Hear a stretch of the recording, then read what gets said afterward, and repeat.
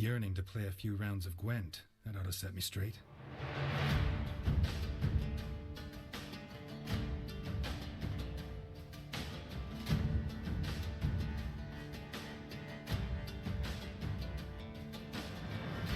Welcome to Commander's Horn, episode 92, an intimate and interactive bonfire chat with McBeard, because there is no guest today, but instead I am going to be talking to you guys about the news that's been buzzing around. There's not a lot, but there is some fine details. Gwent Open 7, of course, PTR chat, all this and more on this episode of Commander's Horn.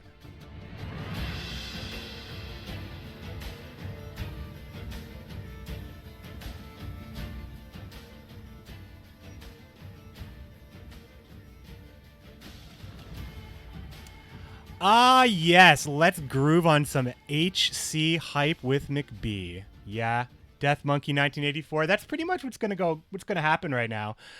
Because there is enough information out there publicly that I can share with you guys that, I think that we can just talk about the news because Buja has been busy. Buja has been busy. He has been busy on the CD Projekt Red forums in a thread called Ask a Dev, and he has been dropping nuggets upon nuggets of Homecoming sneak peeks and leaks. And also in his live stream, he answers questions pretty frankly. And he addressed me on his stream when I was in his chat the other day, saying that he received my PTR feedback. So while I cannot elaborate on anything of the sort, I can say that he said that on a public space.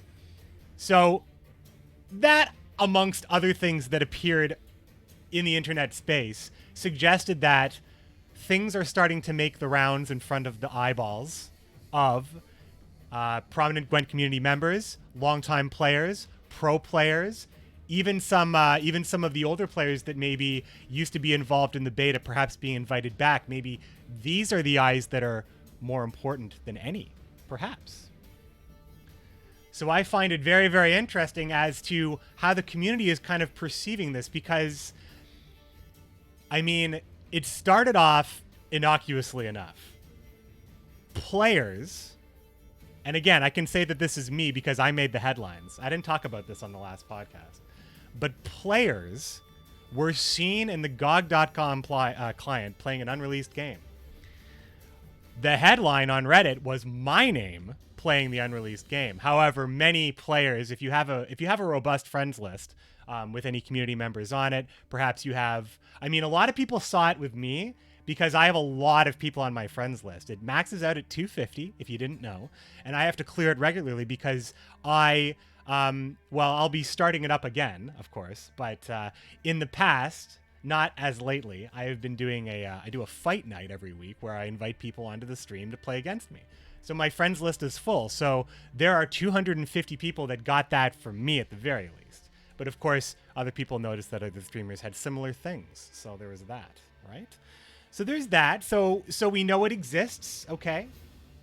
And since then, of course, there were other leaked images. I'm not going to dig too deep into it. I'm not going to call out anybody, but if you've been following the news closely, you know what happened. But basically, the public was pretty much aware or tipped off at any given time about it. I can't elaborate on this, but I can report on all the juicy news that has been dropping from Pal Buja, not just on his stream, but also all day long on the CD Projekt Red forum. So we can talk about that. How many kegs did you open today? 265 Feral. That is a great question. Let me tell you, I am going to be opening 15 kegs on this very podcast. I'll do them quick for the audio listeners. I'll make it exciting if people are just listening. But that is one of the things that we're going to be doing on this solo podcast. So we're going to be doing that. Friday Fight Night. That's right, Chappy. That's what's going on. So, exactly. So there's that. Plus, there's been enough screens and videos and things to pick apart. Pal Buja has said that there is another video in the works, that it is going to feature Scoia'tael. He has said this. And that's great, because when he says it, we can all say it, right? It's public knowledge then. So we can talk about that. We are all waiting for Homecoming. Believe me, I am, for sure. It is on the mind, you could say. It is clouding the mind, even.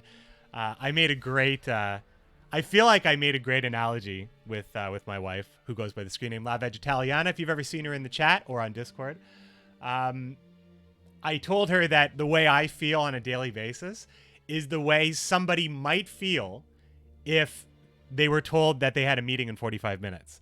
So you can't really get started with anything big because you have a meeting in 45 minutes. So I feel like that's what I feel like all the time, that I have like a meeting in 45 minutes, that I need to be ready to just kind of pack up what I'm doing and get to work. That's what it feels like.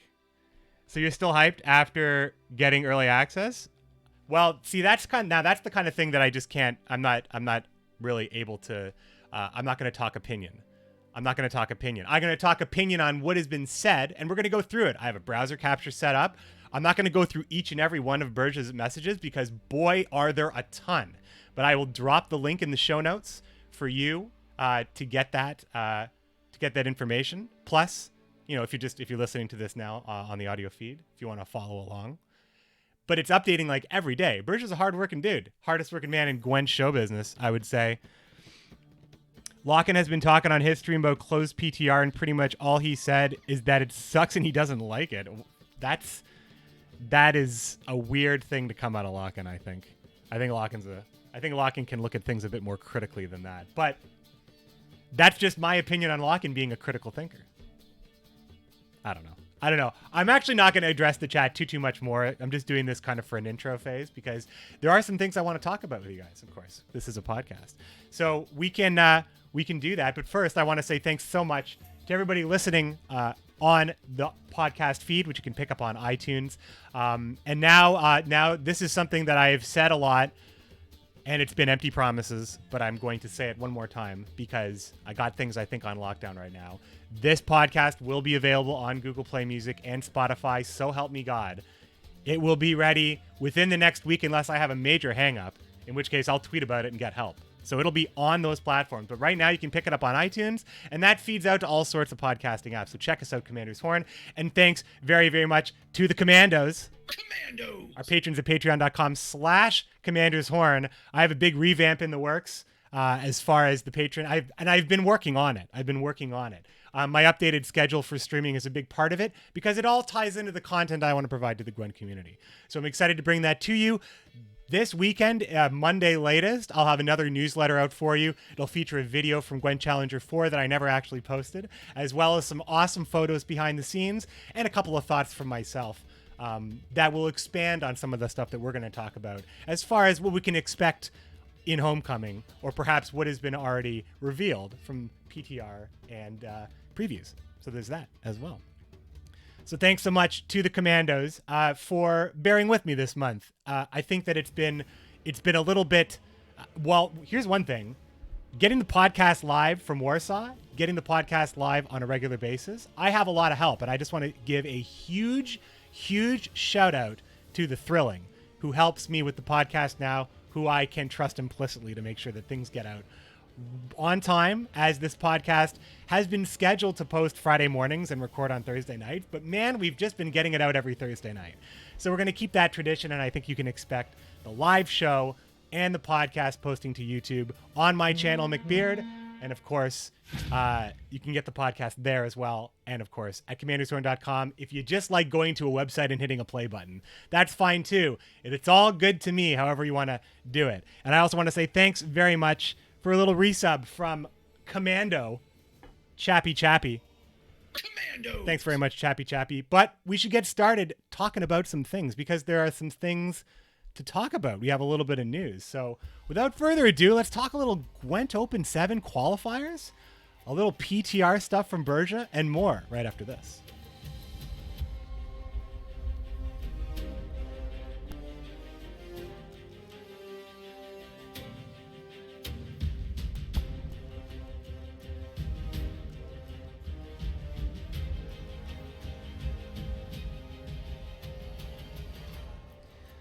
All right, my friends. Oh, the chat is still part of this. See, I didn't see this when I was setting it up. Hey, this is This is live action here. This is what's happening. So yeah, Chappy, I'm reading out the alerts. This is probably the closest to a crossover stream podcast you'll ever get. And the fact that the audio listeners are hearing the technical difficulties, throwbacks to, I actually just watched a podcast today,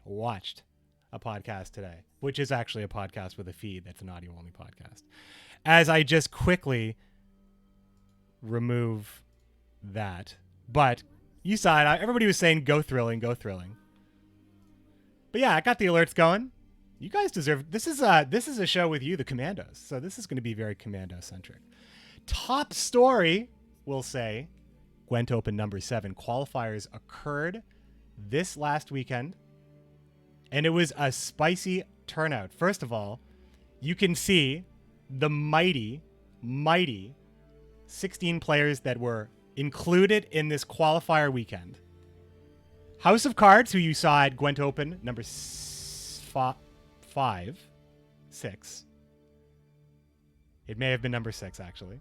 Ultraman 1996, Santu 2X, who's frequently in these. Tin Miracle, who I'm not super familiar with.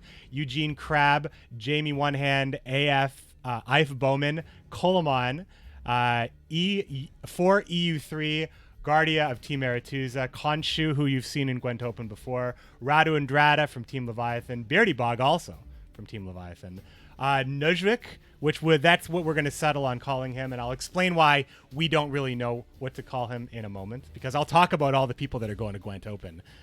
In the Gwent Open recap, you can see that as our fourth topic we'll talk about. JT Smash 95 and Schmel, which most people who follow Gwent Masters should know who Schmel is.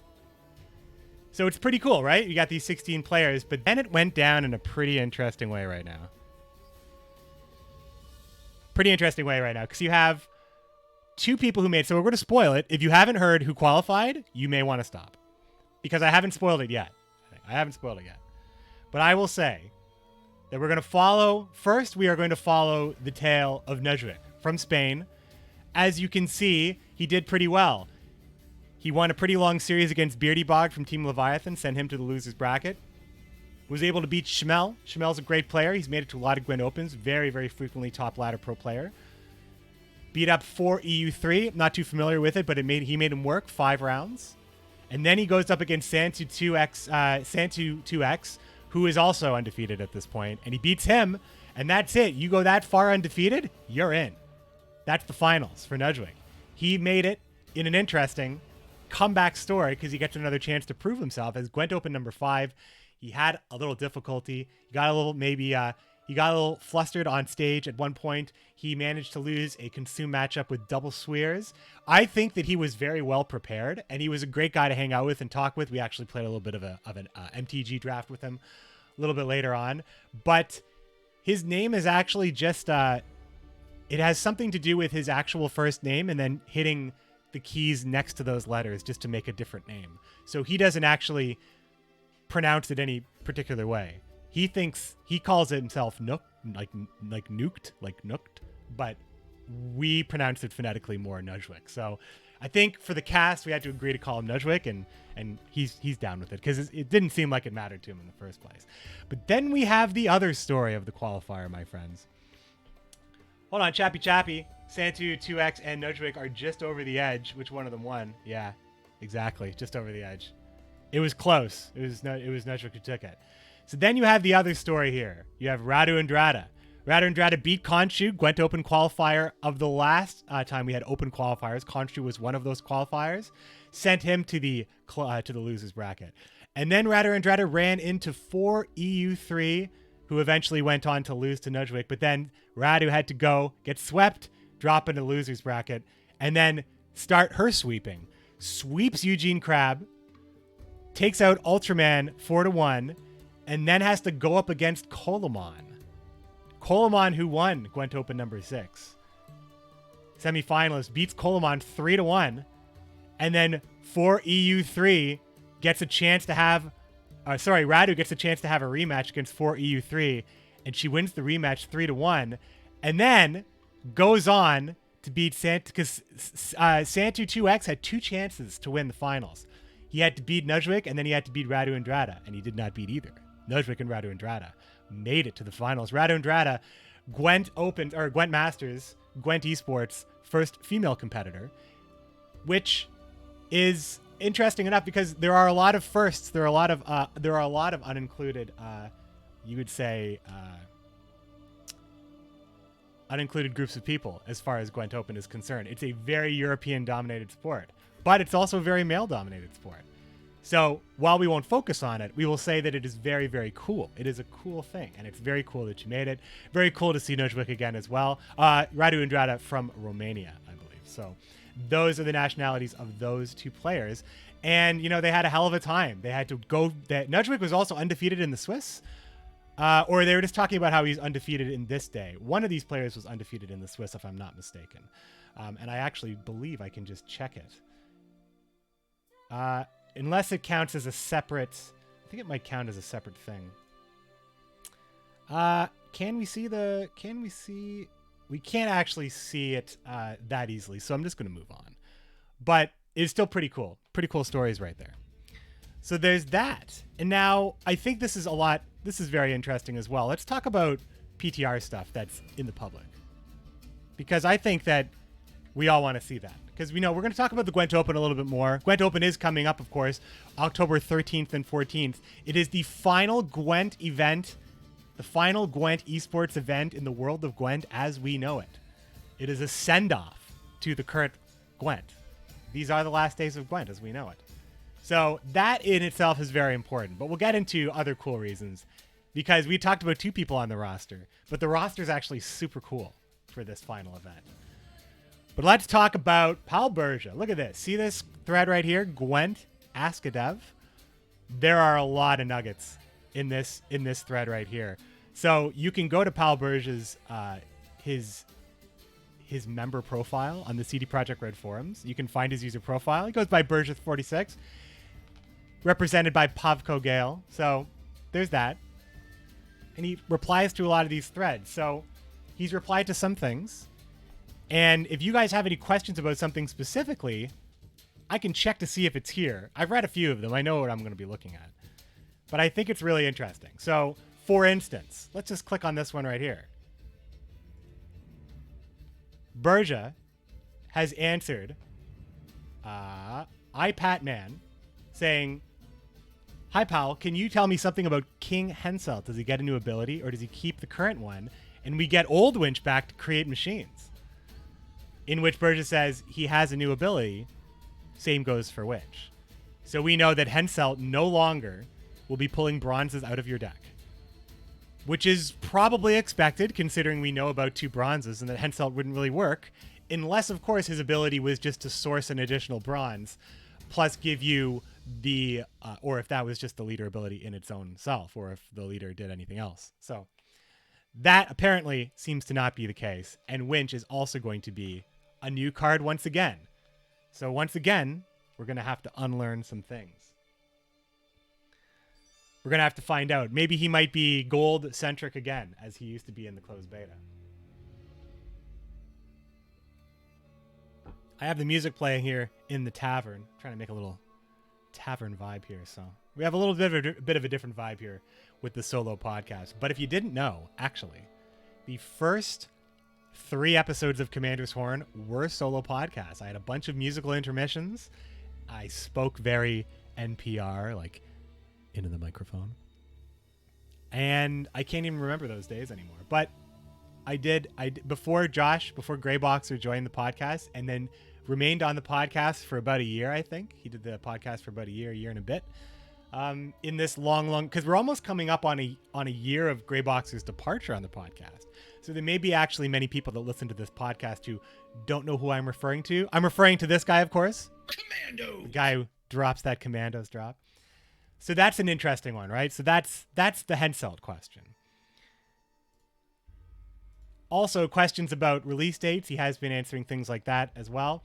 Does this mean that there'll be multiple sessions of closed PTR as you put in changes from feedback? Also, are you sure that an open short PTR will be enough to balance and fix bugs that might appear?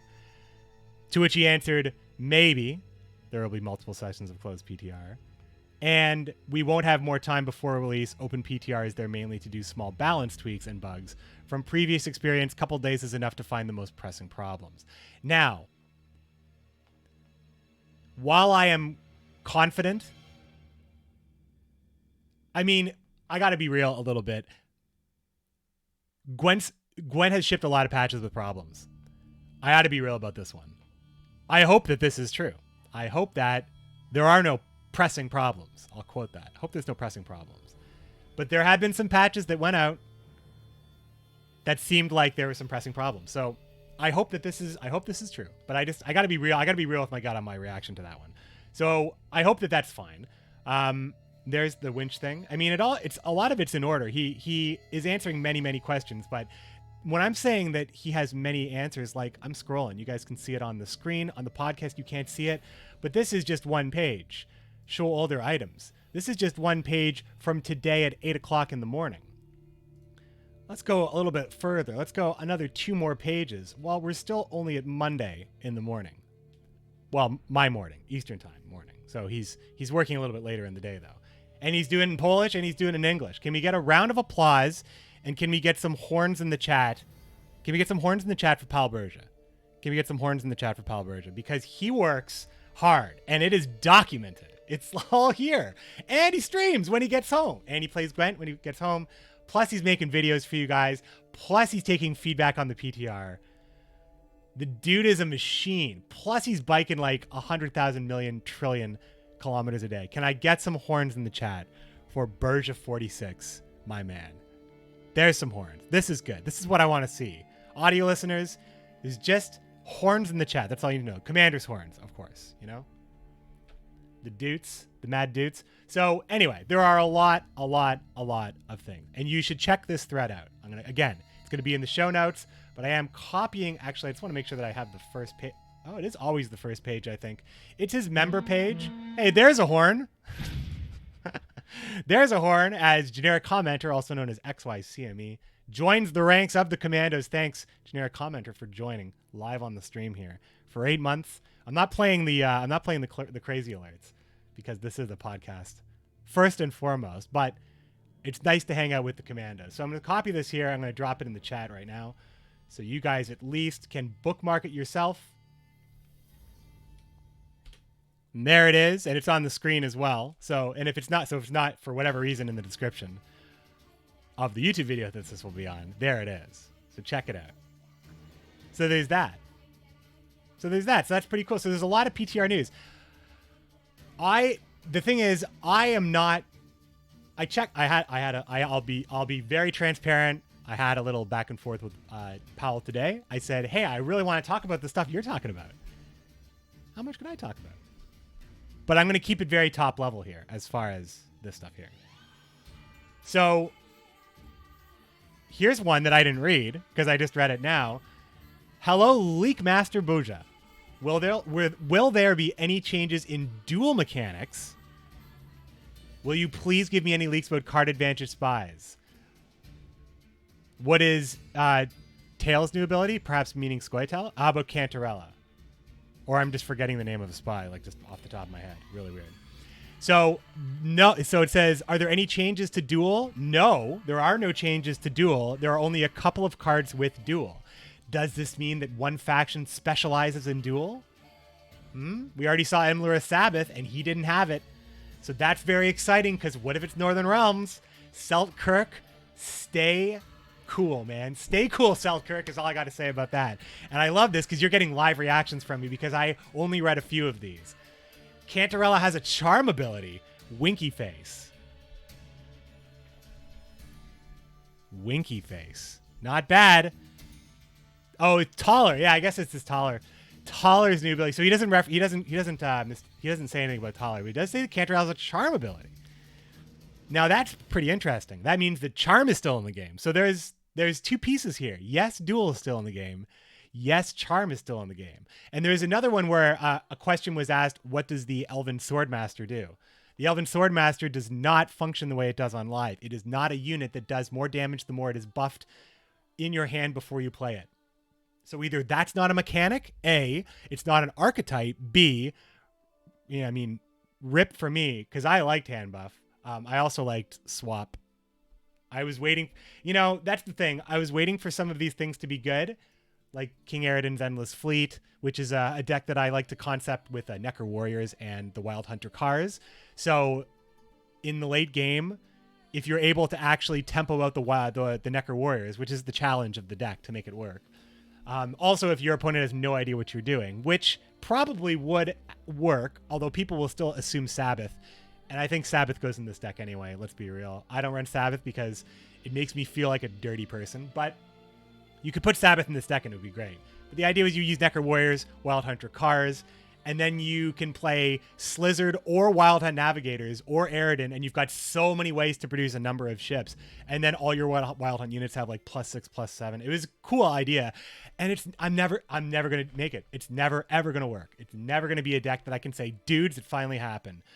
So I come to terms with stuff like that. Stuff like if hand buff is not going to be an archetype anymore, I don't think. The way that I need to find the way it was worded. But I really kind of scooted ahead here. I'll read one more while I'm right here, though. Just a reminder that Toussaint is not going to be a faction. It's Nilfgaard, dudes. It's the Duchy Vassal of Nilfgaard. Blood and Wine. Play it. Great. Let's see. Is the new faction Novigrad the Free City? The answer is no. So cross that off your list of speculations. A few posts ago, you said that Dijkstra's not in Homecoming. That's additional news. Dijkstra will not be a card in Homecoming. As a caster who has had probably more moments than I can even remember, casting Dijkstra and losing my mind, Bible thump a little bit. And you guys know I don't Twitch chat lingo very much, but I feel like nothing really expresses my sadness more than Bible thump right now. I hope there's a card like it. Not an RNG card. A card that rewards your gameplay and setup that only works in some decks with a very powerful effect that can be, well, I say can be play around, but I also hate what Undoomed Spies that does to Dijkstra and how it just basically completely disables him. It's one thing to shuffle a brick back in. Okay, that's the risk you take. I like that. But, the Spies interfering. But you can interfere with him. Dijkstra is a card that defines Gwent Esports. Defines Gwent Esports. So this means two things. Once again, this means two things.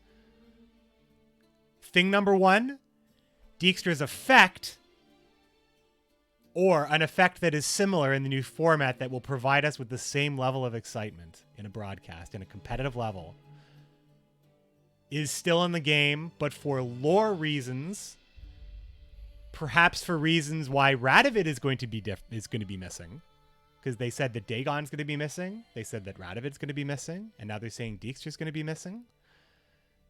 If for lore reasons they're removing him, but they're ultimately keeping the card in the game, that is reassurance that I want. If I had to ask Bourgeois a question right now that I hope he would be able to answer, that would be my question.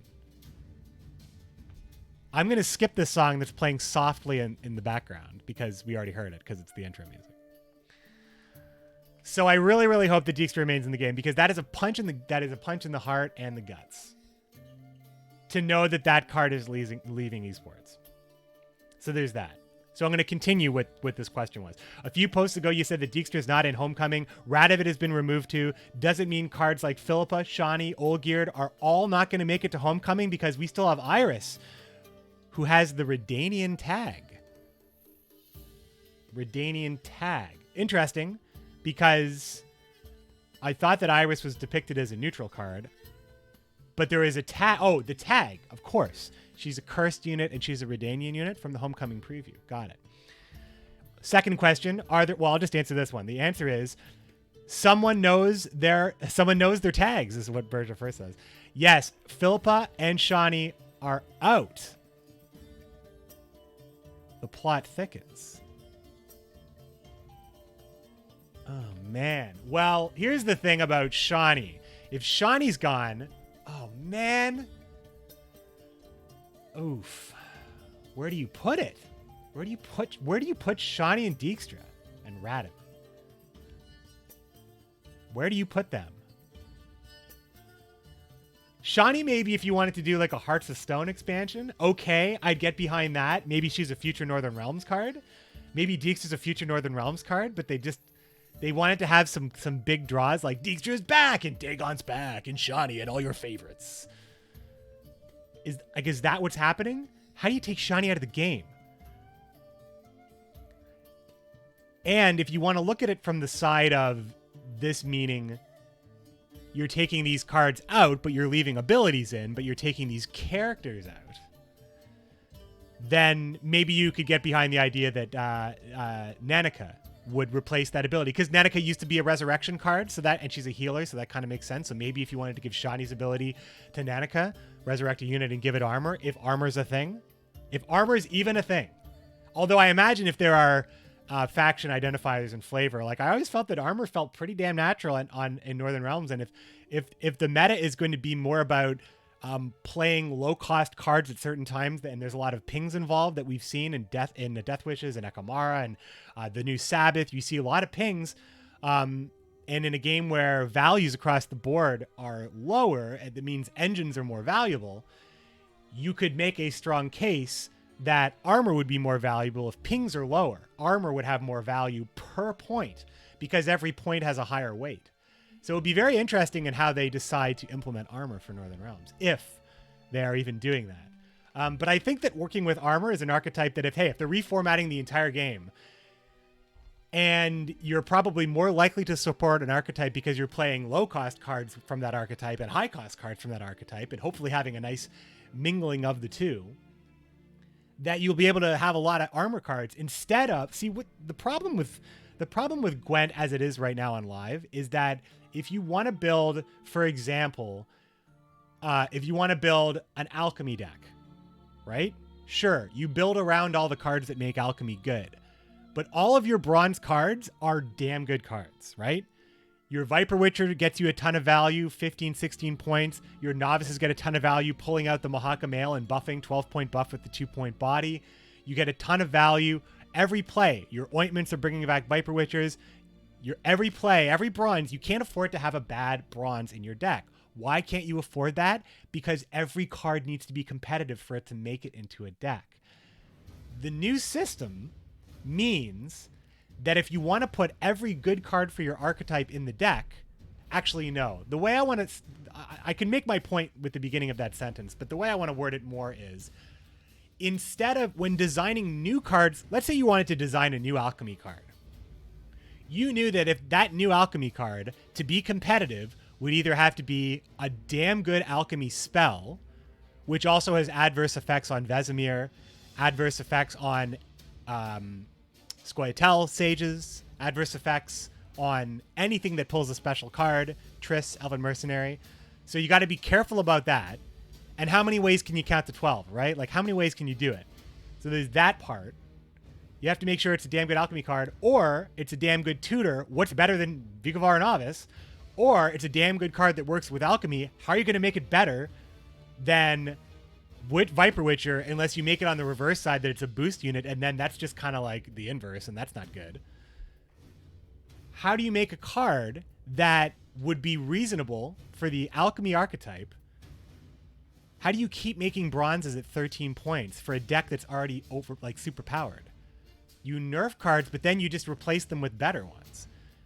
So then you don't make new cards for alchemy, right? Alchemy is strong. It's where we want it to be. Then if you're a person who likes to play alchemy Nilfgaard, or let's even just say you're a person who likes to play control Nilfgaard, for a very long time, if ever, that deck won't change very much, because they might introduce a piece here and there. But you look at a game like Magic the Gathering Modern format where decks just don't change because every set that comes out doesn't offer anything for that deck. That's just the deck it's going to be. And maybe once every couple of years, you might see a card that changes things. Maybe. So you've got this really, really weird design space. So you can't make new alchemy cards. So every expansion, the alchemy players are like, well, I guess they're just going to probably eventually rotate cards out. or create a new way to play Nilfgaard Control, or this is the only way that we're ever going to see Control Nilfgaard, and it's always going to be pretty good, so we're always going to see it in tournaments, so we're going to be pretty bored of Alchemy Nilfgaard as it stands. I feel like that's where we were headed. Maybe not in a year, but in like 2 years. That was a dead end. If you have separate cards at a lower cost, now you can run all sorts of different cards that would play with Alchemy. Maybe they would play on a different scale. Maybe it's like a Viper Witcher, but smaller in some way. But it would be your low-cost card. And then you've got your big boys, the real Viper Witchers. They would be higher-cost cards because they can get a ton of work done in removal, damage, tempo, whatever you need. But of course, we're imagining that all bronzes are going to be... I think that Alchemy is just such a popular archetype. I would like to see it stick around. Alchemy is very Witcher. It's a very Witcher thing. Alchemy. Like, that's something that comes out of the games. Weather is a very Gwent thing, but weather isn't so much of a Witcher thing if you're just talking about the aesthetics of exploring the open world. But generally, though, weather is like a Gwenty thing. Yes, weather has changed over time, and that remains to be seen how weather is going to work in a new two-row system. But things like gold cards and immunity and all that stuff, these are all Gwenty things that have come and gone. But Alchemy is a Witcher thing. I don't think Alchemy is going to go anywhere. I hope Alchemy still has a place. Somehow, some way, they make it work, and it's a cool way to play Control. But at different price points, you could say, for your provision costs, you could introduce an Alchemy card that really works in a low slot. Or you can introduce like 2 really good mid-range Alchemy cards, but then maybe you can't afford some of the higher-end stuff. And you can change the way you build that deck over time with new card releases. And you can just change so many things because the way the deck is built will always fluctuate vastly. It is such a cool idea. That's all I'm saying. I don't know how I got there, but I know the journey was fantastic, my friends. Thanks for sticking around with me on this one. So, what I was saying was that Philippa and Shani are out, right? Philippa and Shani are out, and the plot thickens. And it does thicken, but I am going to miss Shani because she's a medic. She knows what she's talking about when she prescribes things. She's seen that blood and guts, you know? Shani, great character from The Witcher, one of my favorites. And if I can be real with you guys, premier love interest, I think, in The Witcher, because, you know, I like a girl that will go out into the middle of the lake with me and then just throw up and fall asleep. That, to me, that's my idea of a great first date. So I'm just saying, Shani, you will be missed, and I hope I don't have to miss you for too long. Philippa being gone, that makes me think it's Radovid related, but I know they're not friends. Lore spoiler, but not really. Not really. Game's like 10 years old, guys. Anyway, I'm just saying. The plot definitely does thicken. Are there other cards that were going to be removed in Homecoming? Burgess says, we'll see. And will my favorite Quen sign make a comeback anytime soon? This whole time it hasn't been on the screen. Now it's on the screen. Will my favorite card, Quen sign, make a comeback? Nope. No Quen. Which either means that they've given up on Quen as a mechanic, they've given up on that sort of, to use a Hearthstone term, divine shield that protect you from an instance of damage mechanic is either too strong for them to have figured out right now, too touchy, too delicate, too, because I imagine that like pings are going to be important. It seems like it makes sense the same way that armor makes sense, but perhaps they want to design a Geralt Quen. They have Geralt Igni, they have Geralt Erden, they have Geralt Ard. I imagine they're going to make Geralt Quen, and that, I feel like we're going to see it come back, but he's saying anytime soon, and Berger, he knows what soon means, so we're not going to see that card. We're not seeing Quen or the art for Quen, which is interesting. I wonder if they'll ever use that art for a Witcher instead, because it's a Witcher casting Quen, right? He's like, boosh, but it's like from the back. But yeah, I mean, that question about the Scoia'tael Swordmaster is the last thing that I wanted to touch on, because it was archetype related, and that's why I was talking about alchemy there. But I can't quite see. Here it is. This is the one I'm looking for right here. This is the last one I'll talk about, and then I'll drop the link in the show notes. I've already dropped it in the chat. You can check it out. Dear Buja, please consider this as a serious. Oh wait. This is the response. This is the response to it.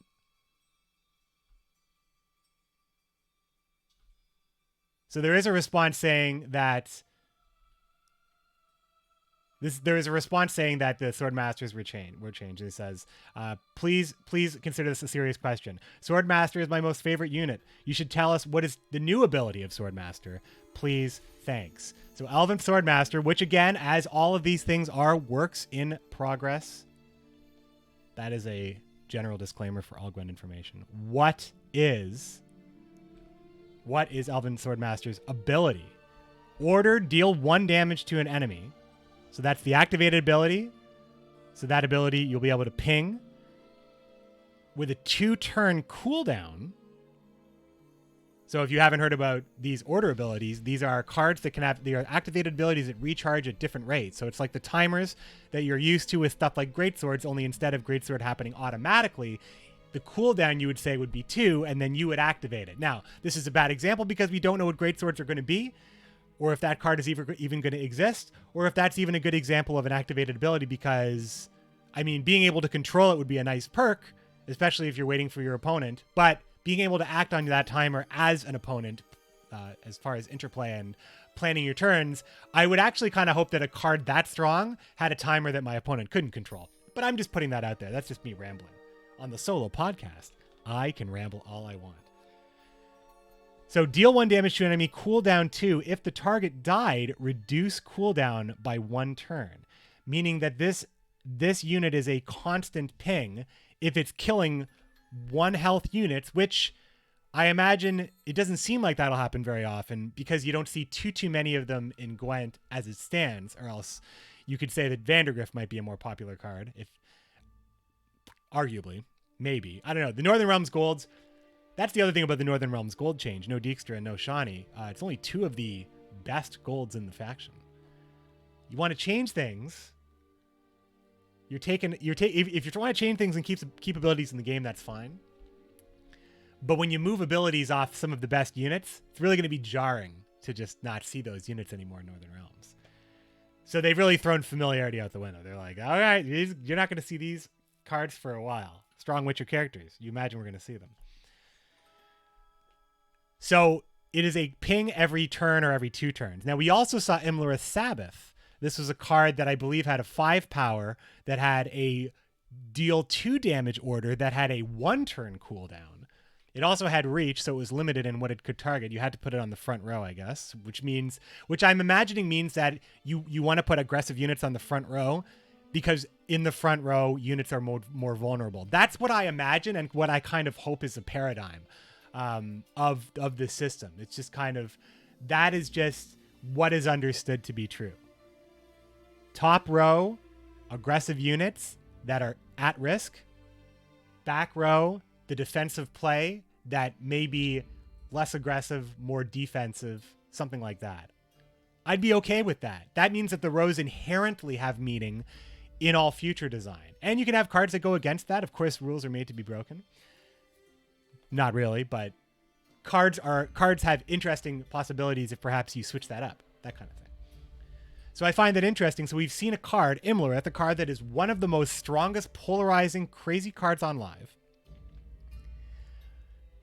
shown as a card which you can imagine they had the option to give him any ability in the game if they're going to take away his dual mechanic and give him a new one.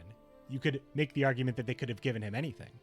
So they gave him a mechanic that had him do damage every turn. They gave him a body at 5, and they gave him a ping amount at 2. So he's 7 damage once you can first make use of his ability. So 5 plus 2 if he's not removed. But if he's not removed, then he starts getting value. Plus he's targeted. And we know how the Emperor Enforcers have been powerful in the past. Now, this is a gold card. So how much scaling back are we talking about? Is this really, really strong? Or is this an average gold? How much does Imlerith cost to put in your deck, right? These questions are not answered. However, what we do have is a bronze you can compare it to. So you could imagine that whatever Imlerith's cost is at, you could make an equation that the Elven Swordmaster kind of fills a similar role for Scoia'tael at a lower value. So a card that makes use of pings, a card that makes use of multi-action turns, because maybe this will finish off a unit, but you'll have other things working for you. It's very, very interesting. I'm really excited to see what all the new archetypes in the game are going to be, and I'm excited to see how things develop from what has already been revealed from the PTR. But now let's do something fun, my friends. The next piece of news I got to drop on you today, Thursday, September 13th. Today is Legendary Keg Day. So why not open some kegs right now and see what legendaries we got? We got 15. I'm going to talk to the chat as we do it. But let's just get through it here. Talking about me being exclusive to Thronebreaker. Yeah, I mean, that is what... I'm not sure if that's been said.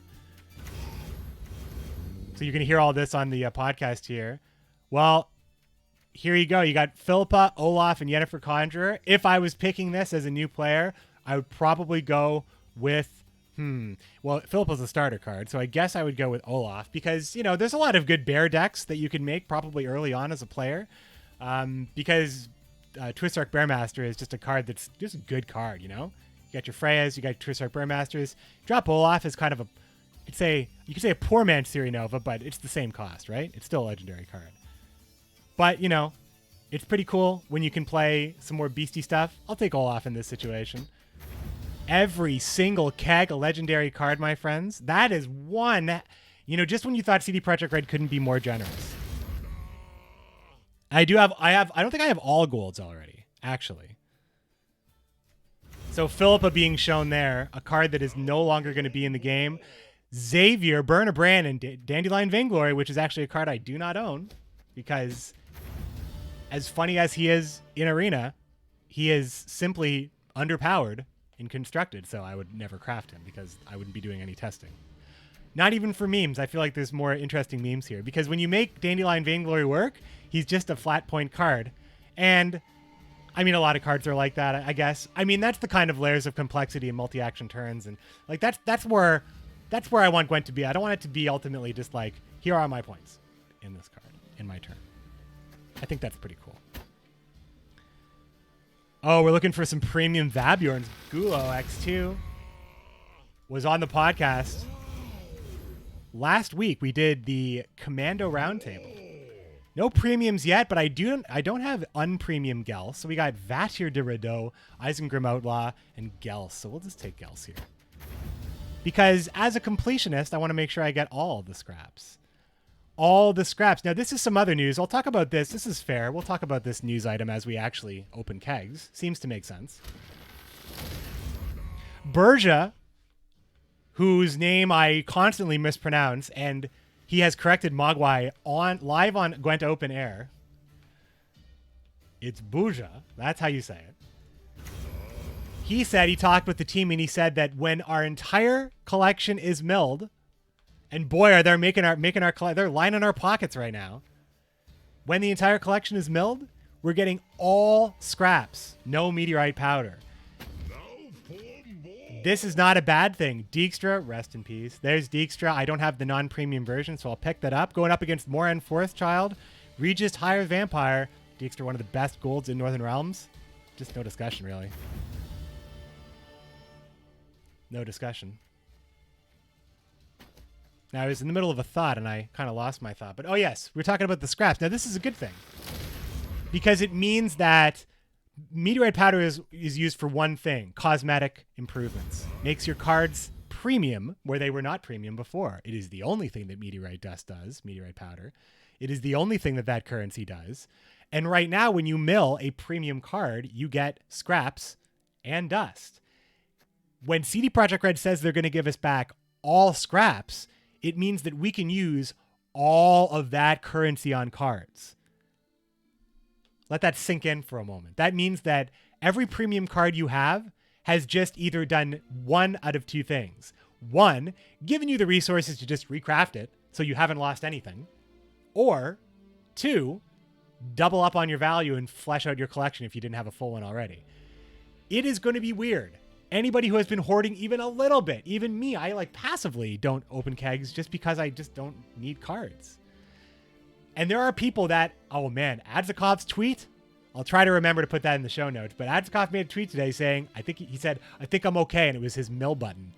Man, oh man. And I know that Vishra, if you guys know Vishra, from Wild Hunt tournaments, also Gwent Challenger #1, the original, the OG, the only North American to qualify and play in a Gwent esports event, the only one.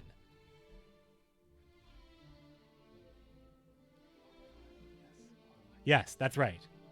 Just double checking. that was correct. Because it was Pronio and it was Okumena and I am Fion 56. Fion 56 was the other one. Yes, so he's the only one. So he's the guy. Unpremium muzzle Gels Camby. Take that muzzle. The only North American player. Now he's somebody who I don't think has ever hit the button in my knowledge. And then you have David Rodriguez Jr., a great commando. You guys know David Rodriguez Jr. Even if you don't know him, on my stream, almost all of my emotes have been designed by David Rodriguez Jr. So a shout out to him. Great commando. Has contributed so much to my stream, so much support. He as well recently pushed a crazy amount of ore into the old card machine when we had our last premium weekend. I don't know how he feels about this one. David Rodriguez Jr. Oh, you're in there. How do you feel about that? Do you feel like you should have saved even more, or did you save up enough anyway and you're still crushing it? Because your collection has to be almost complete at this point. Because you opened up mucho premiums. We got Old Spear Tip, Kira Metz, and Ermion. I do not have Kira Metz in non-premium, and she's also one of Northern Realm's best gold cards. Full test best gold cards. One of my favorite gold cards. You only had 61 kegs. Well, 61 gold cards. It's not very much, man. It's not very much. Well, not a premium Vabjorn, but a Vabjorn and a Draug and Phil Vandrel as a leader. I don't have non-premiums of any of these, but you can't have too much Vabjorn in your life. So we'll just go ahead and just grab that Vabjorn here.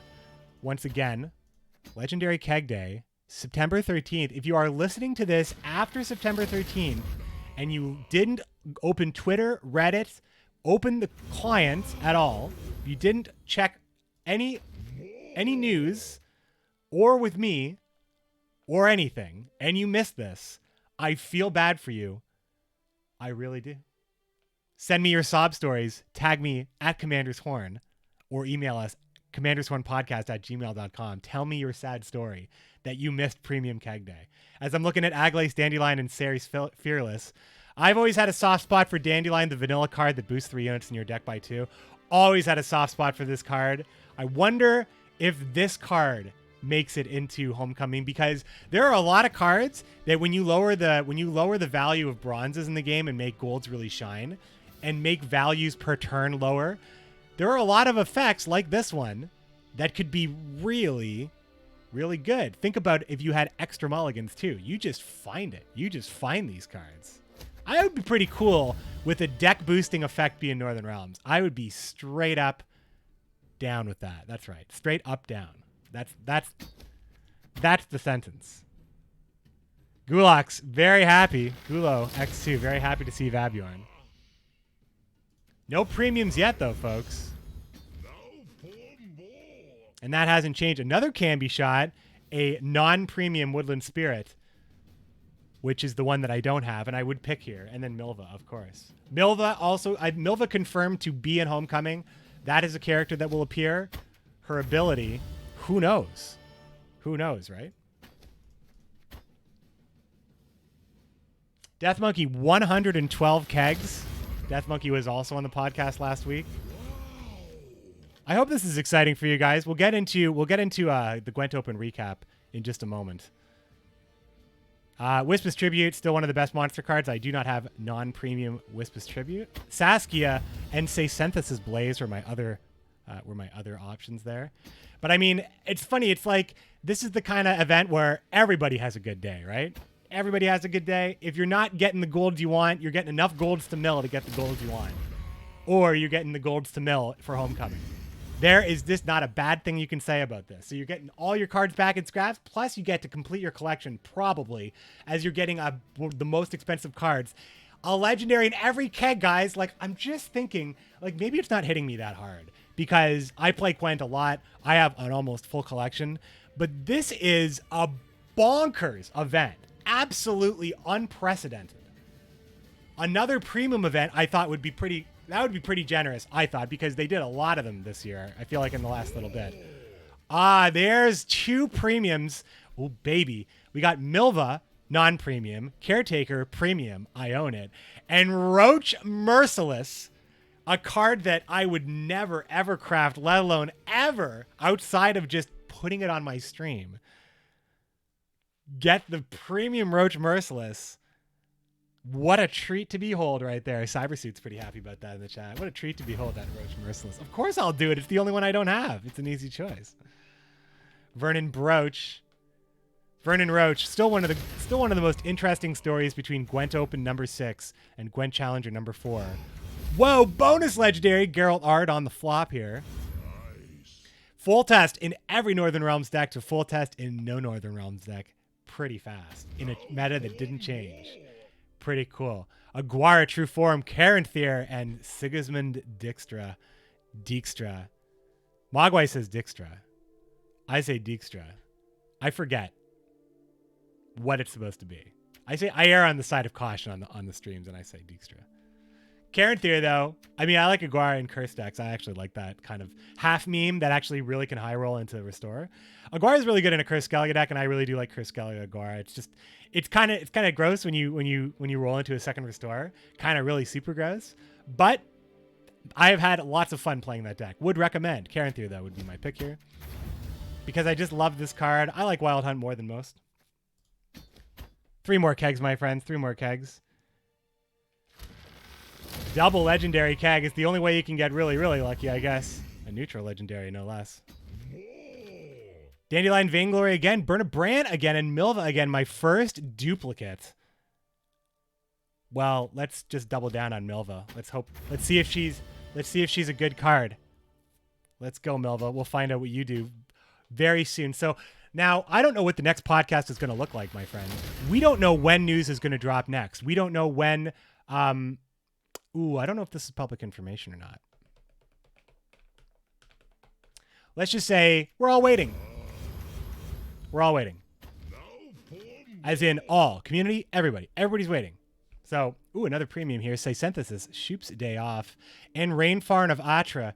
I do not have premium Shoop. That can't be right. I do have premium. Maybe that's just, that's weird. Oh, that's what it's saying. I don't own the non-premium. But I'll take the premium Say Synthesis. So we're just all waiting is what I'm going to say. We're all waiting, and we're all excited to see what's next, and we don't know when we're going to see that. And I am on podcast red alert. You guys know that the second we can talk about something, I'm probably going to be on. Because the next time we hear something could be the big things. Could be the big things. The really, really big things. The PTR was just one thing, and it was a fraction of a thing. It was a fraction of a thing. Berja has said that 2 factions were available. Although I can't remember if it was said which factions were available, so I'm just going to say there were 2 factions available. So not all was seen by those who participated on the PTR, but some pretty important things were seen, I imagine. I mean, of course, important is subjective, depending on where you see Gwent's problems really lying. Long-term fundamentals, we already know that that's being addressed. And I do see that as I was just explaining designing cards for Alchemy. I honestly believe that the long-term design really kind of came down to never having archetypal support because you're either making side grades, uninteresting cards, bad cards, or you're power creeping it. Always, always, always, always, always. When you have a different curve to balance on, it changes everything. That means that instead of trying to find 20 different ways to count to 15, you're finding unlimited different ways to work a mechanic into many, many different variations of numbers. You know? A lot. Siri Nova, Dijkstra, once again, an assassination. I do not have non-premiums here, so I will go for non-premium Siri Nova. Because Siri Nova has been reported to have a new ability. Because, duh, how could it possibly have the same ability? Was that it, guys? That was it. Ahoy, hoy, human friend. That was it, my friends. So let's go back. Soup eat, yum yum. some elfie soup? Let's go back to the news then. I guess we'll go back to the news. Hey, barrel boy man, time is glitter rock. Time is glitter rocks. It's true. All right, so we'll talk about the Gwent Open recap just real quick here, because you might not know who's going to be there. I will close Gwent now. Human take time, soup. Yes, very good. Thank you. Thanks, Shoop. All right, so we have your top 6, along with your 2 qualifiers for Gwent Open number 7, which is occurring likely at 4 p.m., as they usually do, 4 p.m. CEST. That's 10 a.m. EST, Eastern Time for my people on the East Coast. It's going to be the Polish Dream Team, Adzikov, Tailbot, Cams, 134, and Casper, 322. All great Polish players, all operating at a pretty high level.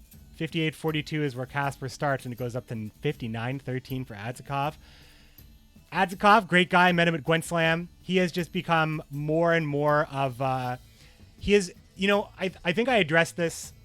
I can't remember if I addressed this on the Skellige video that I never posted about Gwent Open Gwent Challenger number 4, which I will be posting on the Patreon soon, TM. I can't remember if I mentioned it there, but I mentioned it somewhere, that the group of people that we hang out with, a lot of these players have met each other a lot. So even though we're from all different areas of the world, or even all different areas of the country. I mean, Adzikov and Tailbot maybe could have never met each other. They don't live near each other. So even though they're both in Poland.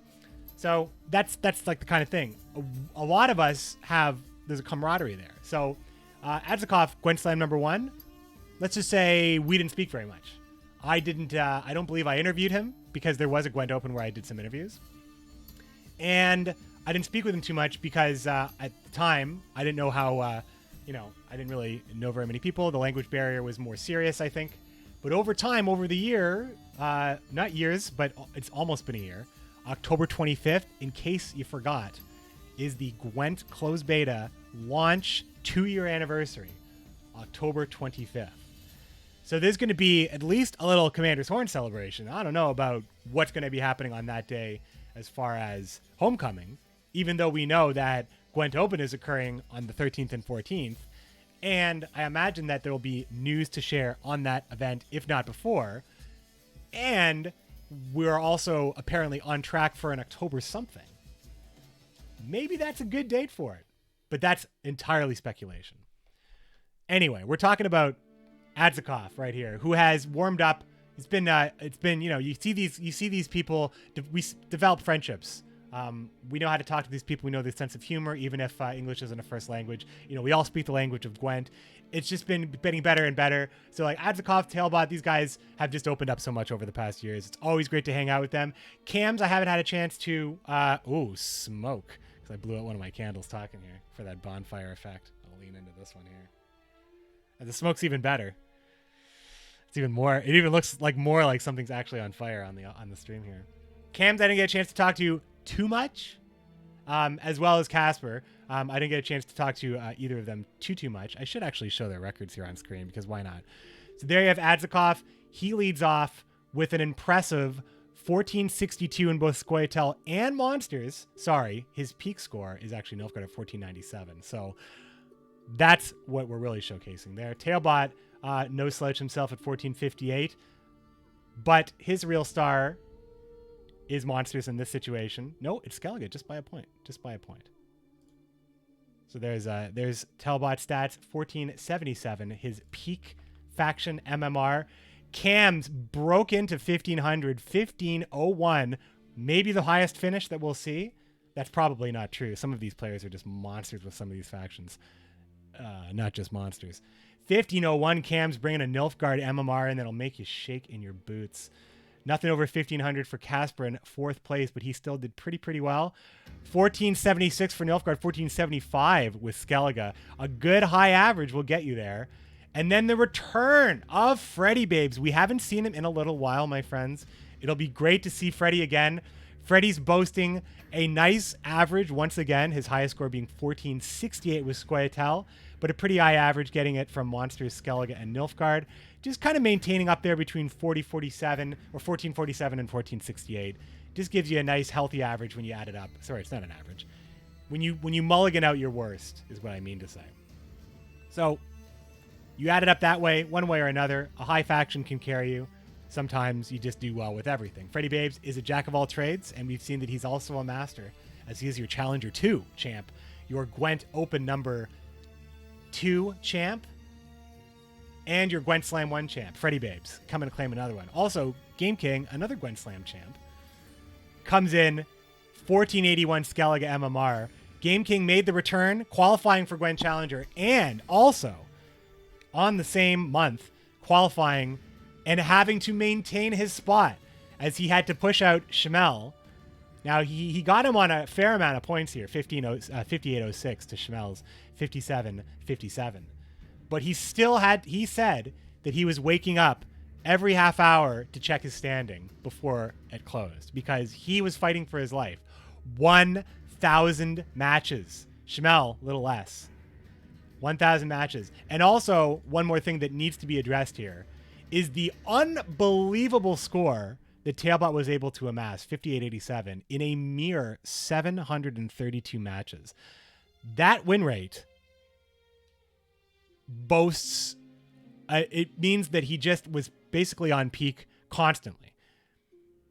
He could have just peaked with a faction, lost a game, and then just moved on to another faction where he just ran away with it in his qualifications. It is a relatively low amount of games to play. I think only Gwent Town has ever had a higher average. But the guy to ask about this is Panda. Panda's your stats guy. And I don't think he's in the chat. Death Monkey 1984 just making it very clear that it just means he has 4,000 IQ. That's all it means.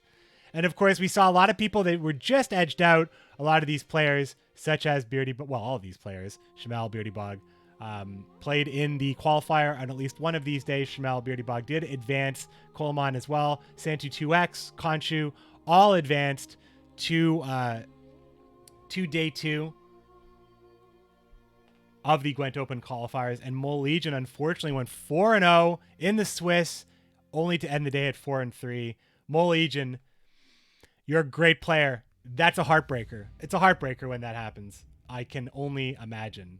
Although I've won tournaments, I've lost tournaments. I've never had stakes like these guys. Never had high stakes like these guys. So the amount of time that I put in to prepare back at the beginning of closed beta, I prepared. Believe me, I talk to people. But the preparation that these guys go on into with this much on the line, it's gotta hurt. It's gotta hurt when you just miss. When you just miss. And in this situation, unfortunately, there's a lot of players that just miss. Now, Shamel just missed on Game King, but he had opportunities in previous Gwent Opens and Gwent Challenger number 3. Game King is going to have a chance here to get a ticket to the next Gwent Challenger, wherever, whatever, however. Like, what these players are playing for is a spot in the future. But it is a cloud in our mind, right? We can't even imagine it because we can't imagine what the game looks like. The game itself changes. These are the last days of Gwent as we know it. Gwent Open number 7 is coming up October 13th and 14th, 4 p.m. CEST, 10 a.m. EST. Magua and I will be kicking off. This is a while from now. There's going to be podcasts and podcasts, but the roster was finalized. Adzakov, Tailbot, Cams and Casper from Poland, the UK's Freddie Babes, Austria's Game King, Romania's Radu Andrada, and finally, Spain's Nujvik will be our final Gwent event. I think I want to chat with you guys and see what you have to say. So we're going to move on into a little discussion with the chat as I just hop into Spotify, which you guys can see, because I just wanted to turn this down just a little bit for the transition. Because I do want to talk to you guys just for a little bit longer. Just for a little bit longer. See what you guys have to say about all the leaks and more after this.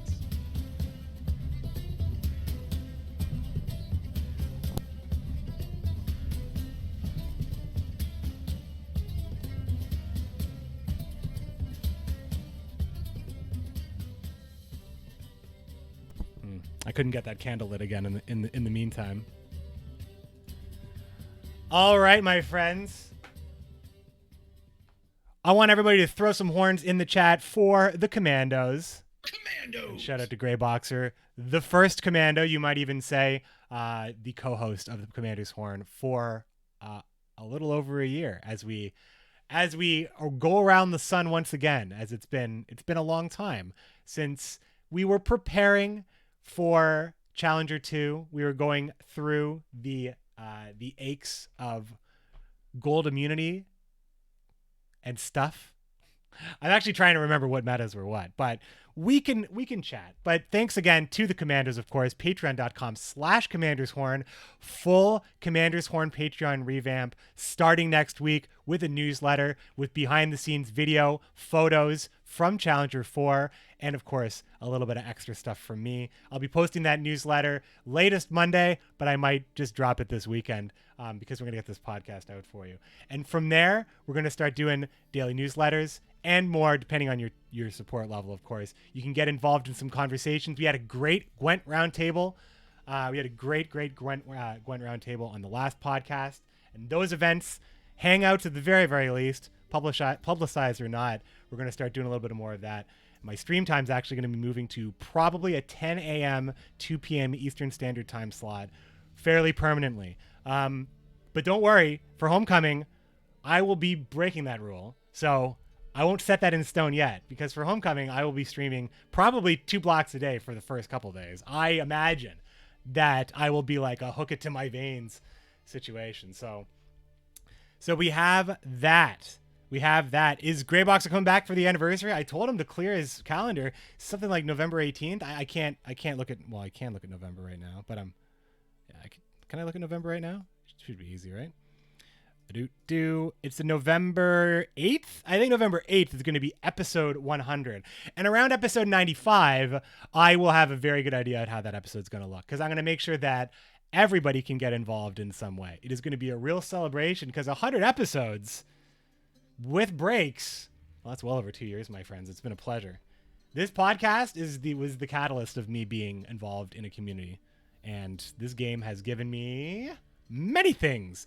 And of those things, so many of you, the Commandos, do you have any questions in the chat or anything you'd like to talk about? Let me know in the chat. Gulo X2 cannot wait for the Gwent Battle Royale leak. Yeah, right. Well, it's funny. Call of Duty 4 just drops. Battle Royale had a beta yesterday. Everything's finding a way to do it, right?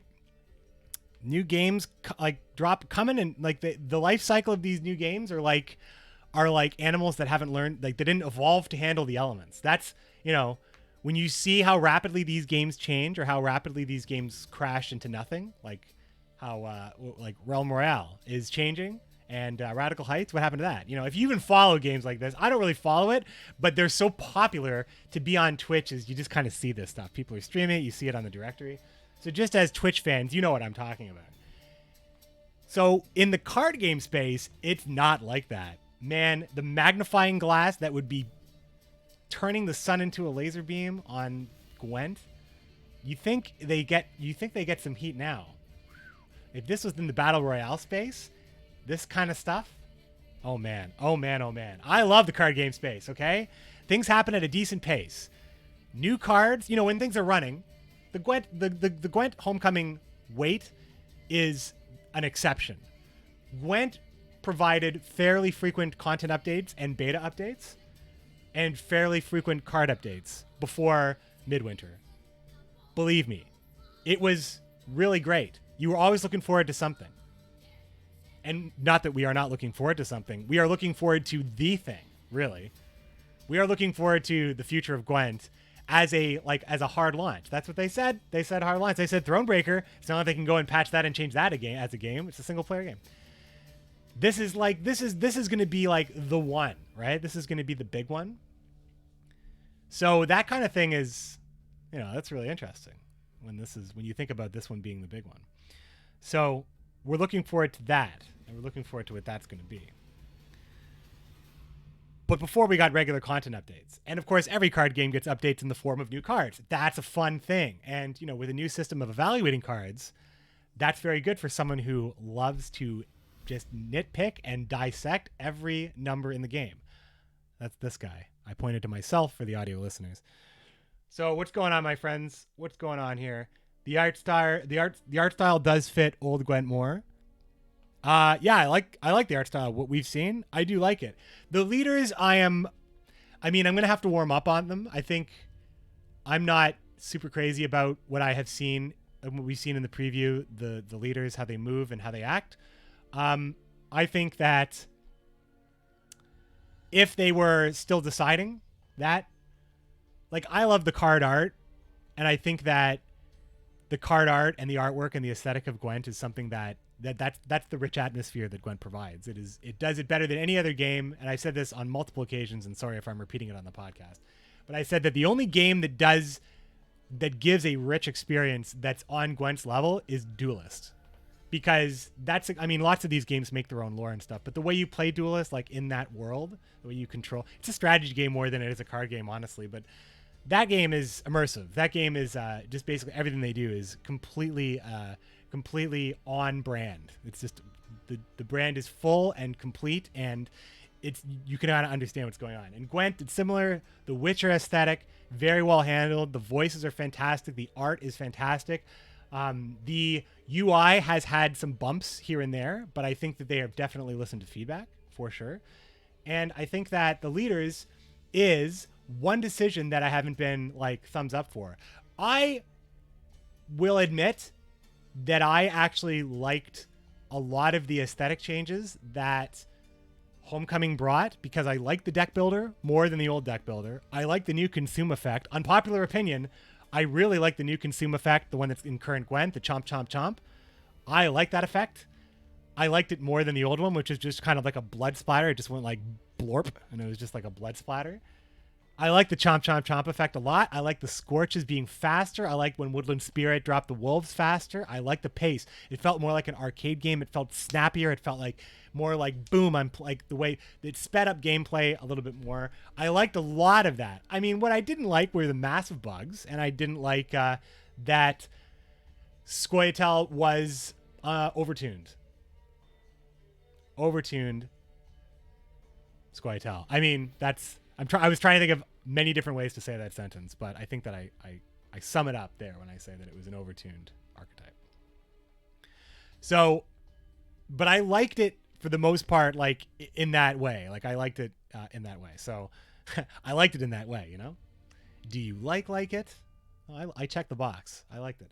So, but I also understand that Create was not fantastic. The spy problems were super not fantastic. The game degenerated from there to the point where they had to pull the 180, obviously, and make the big changes. But I actually thought that things were going pretty well. Things were going pretty well. When they were previewing those new cards, you know, the set that had the runestones, it was Create stuff, but I'm saying that was the set that brought Forktail into the game. Brought Slizzard into the game as well. It brought a lot into the game that defined the game going forward. A meta that we like. A meta that's very balanced at the moment, I think. A meta that has continued to evolve in the tournament scene. And it really shows just how set up Gwent is for tournament play. However, it has showcased in the past that when you bring something weird, if your opponent isn't targeting it, and you've committed to it, like we saw at Gwent Challenger 4. I mean, I don't know how much you guys like one-sided matchups. You tell me how much you like one-sided matchups in Challenger when it's a player like Tailbot playing really good decks against a player like Andy who automatically has amazing matchups in every game because of his what he brought. Now, the strategic element is preparing and bringing and building and thinking a lot about that stuff. And that should be rewarded. It should be rewarded, and it definitely was. Both the Marcus and Andy did well with decks that were called very greedy, that had, Gwent darling decks like Consume and Hand Buff, and, decks that we just absolutely love, with cards that we absolutely love like Adrenaline Rush, with effects that we absolutely love like Mountains of Carryover. Just, busting the game open with those decks in Challenger 3. Do we like that? Because the future of Gwent Balance is about making that into a better situation while still appreciating how good it is already with the variety of deck building and how you are rewarded with deck building. But man, it makes the landscape weird, and it's very spiky, and you want to know, you want to see you have a chance, but with perfect play, with both players perfect playing, you have to put it down on something. Something has to give, right? You don't always get perfect play in card. I mean, you don't always get perfect play in card games, but you do always get draws in card games, as in you draw the card, and that's always the RNG you get as this candle has cooled enough that I can relight it and resume this lovely bonfire effect that I've cultivated for myself. It feels fresh 4 months later. Might have been totally...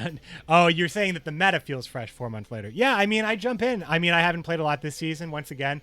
I'll be honest, guys. I have homecoming fever. It has me bedridden.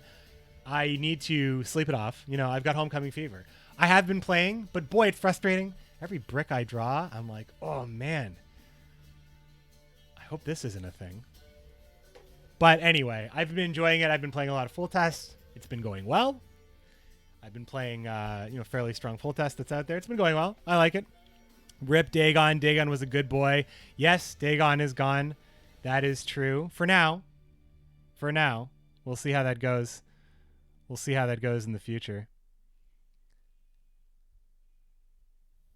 Coming back to Witcher after Gwent was disappointed by her character's look because they look better on the card. See, that's the idea, right? The cards look really good.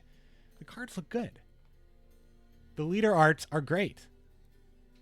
King Blacktooth popularly has said, I would say notoriously has said, in that I have seen him say this on more than one occasion, King Blacktooth, doesn't like the idea that he's looking at the back of his leader all the time.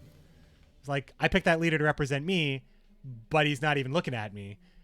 When I'm the commander, but the leader's the commander. I mean, I can understand aesthetically where he would kind of come to those conclusions. This is not the outro. This is just Spotify playing this song, guys, because I have changed, the dynamic. Gwent does need a new mode. Potentially, you could say that. DG Thunder threw a hot host into the stream, but we are actually wrapping up the podcast. I think that, I've really enjoyed hanging out with you guys. It's been kind of like a very community episode, back-to-back community episodes. Hope you guys enjoyed it. Hope you guys enjoyed the solo video, a long video from me. This is actually a pretty long podcast considering that I was the only one talking. I thought I was going to go for a half an hour. I went for an hour and a half. You'll take it, right?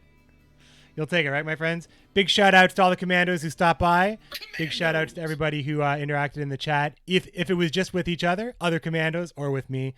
And I'm very interested to see what we are going to see next. The next big piece of news is very, very interesting. So I just played the outro, but you're going to hear the outro again, guys. I am McBeard. You have been listening to Commander's Horn Podcast. Thanks once again to the Commanders for supporting the podcast, keeping it ad-free. This episode is brought to you by PTR NDA. Thank you for supporting the podcast. Of course, it is brought to you by our commandos. One more time, our commandos. Our patrons at patreon.com/commandershorn. Thanks for supporting the podcast. Follow me at McBeardCH. Find this video on YouTube at McBeard. Find this VOD at McBeard on Twitch. Watch us on Twitch every Thursday. For now, we're going to keep it at evenings. We'll see. I think it's going to be evenings because I think I can handle this after lunch. Seems all right. And I'm going to be streaming in the morning, so we'll see how that goes. My schedule will be updated and posted. Get things started on Monday. Was an absolute pleasure, my friends. Really enjoyed this, and I certainly hope that you guys were cool with the solo podcast. I've never really released one in 89 episodes. I don't think I had a solo podcast. And anytime I do anything solo, they're like 15-minute casts at most. So it's been absolutely fantastic. Thanks, Repic, CD Projekt Red's one of their event team, Repic, who also plays a fair amount of Gwent, tweets it about a lot. You can follow him, Repic Hill. He's in the chat right there. Thanks for showing up, my friend. Thanks, of course, to everybody. Teleria Gwent, I see you. I know it's hard. It's hard when I do this. I'm calling out everybody. I'm just gonna do the outro. My friends, it was an absolute pleasure doing this. I feel like when I'm alone, it's like addressing my stream, but this is the podcast. See you for episode 93, where we might be talking about something new. I don't know if I can go another week without news, my friends, but until then, best of luck on the path.